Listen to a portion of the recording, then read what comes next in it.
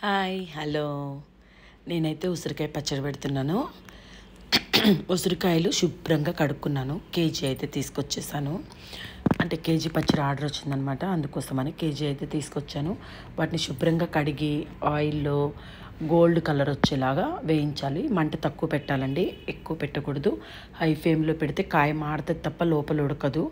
So తక్కువ ఫ్లేమ్లోనే పెట్టి వేయించాలన్నమాట. సో మీకు ఎవరికైనా పచ్చళ్ళు కావాలంటే నాకు మెసేజ్ చేయండి, తప్పకుండా నేను ఆర్డర్ అయితే పంపిస్తాను. మీకు ఏ పచ్చడి కావాలన్నా ఆ పచ్చడి నేను ఫ్రెష్గా పెట్టిస్తానండి. నిలువ అయితే పెట్టినవి అయితే నా దగ్గర ఉండదు. ఎందుకు అంటే నిలువ కూడా పెట్టి అమ్మొచ్చు. ఇప్పుడు పోయిన సంవత్సరం పెట్టిన పచ్చడి ఈ సంవత్సరానికి ఎలా ఉంటుందంటే బ్లాక్ కలర్ అయిపోతుంది, లేకపోతే ముక్కంతా మెత్తగా అయిపోతుంది. అందుకని నేను పెట్టను అనమాట. సో ఫ్రెష్గా పెడతాను.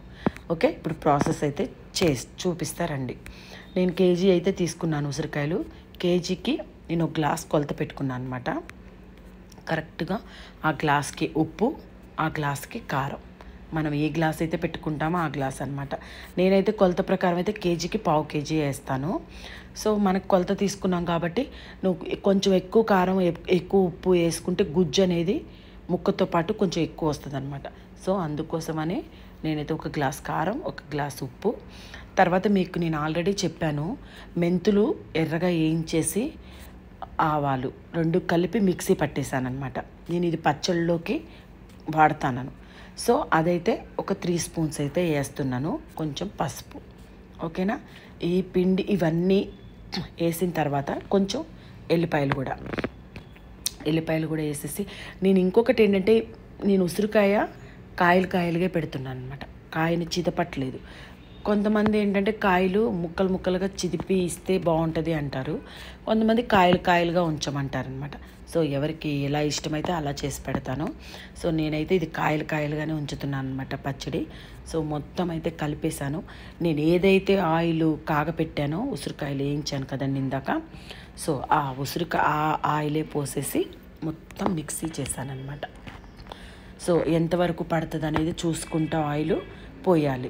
కేజీకి ఓ అర కేజీ అయితే సరిపోతుందండి. ఎందుకంటే మళ్ళీ ఆయిల్ మనం ఈరోజు పెట్టిన తర్వాత తెల్లారికే కొంచెం ఆయిల్ ఊరుతుంది అనమాట.